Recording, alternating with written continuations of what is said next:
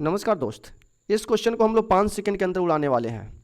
लेकिन 5 सेकंड के अंदर करने से पहले हम पहले इस क्वेश्चन को समझ लेते हैं, तभी आप इस क्वेश्चन को आप 5 सेकंडों के अंदर सॉल्व कर पाएंगे।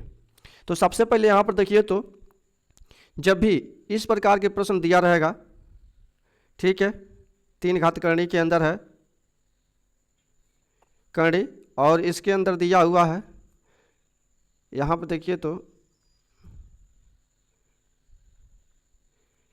64, ठीक है, 0.000064 दिया हुआ है। अब इसको सॉल्व करने के लिए ये प्रश्न कह रहा है, तो आपको सबसे पहले क्या सॉल्व करना चाहिए? आपको सबसे पहले इसके अंदर का यह 2 घात वाले करणी को सॉल्व करना चाहिए। अब देखिए तो यहाँ देखिए 64 का वर्गमूल क्या होता है? 8, ठीक है। और यहाँ पर देखिए तो 6 अंकों के बाद, ठीक है, 6 अंकों के बाद दशमलव है, तो इसके वर्गमूल में आप 3 अंकों के बाद दशमलव लगा देंगे, ठीक है, इतना हो गया। अब देखिए तो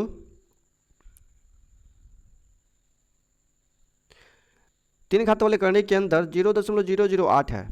अब देखिए इसका हमको घनमूल निकालना है, तो घनमूल निकालने के लिए हम 8 का पहले घनमूल निकालेंगे। 8 का घनमूल क्या होता है? 8 का घनमूल होता है 2, ठीक है।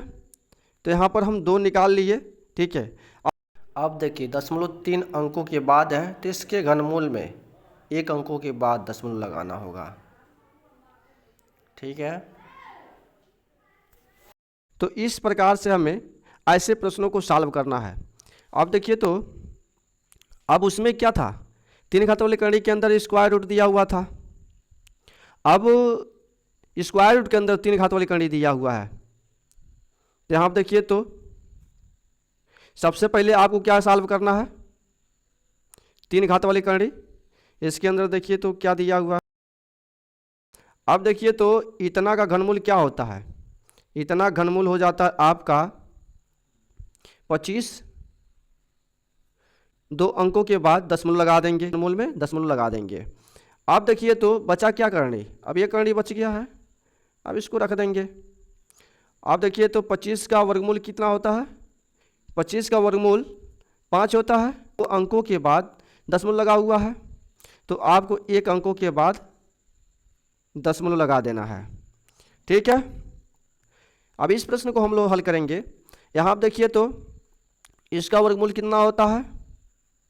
27, ठीक है।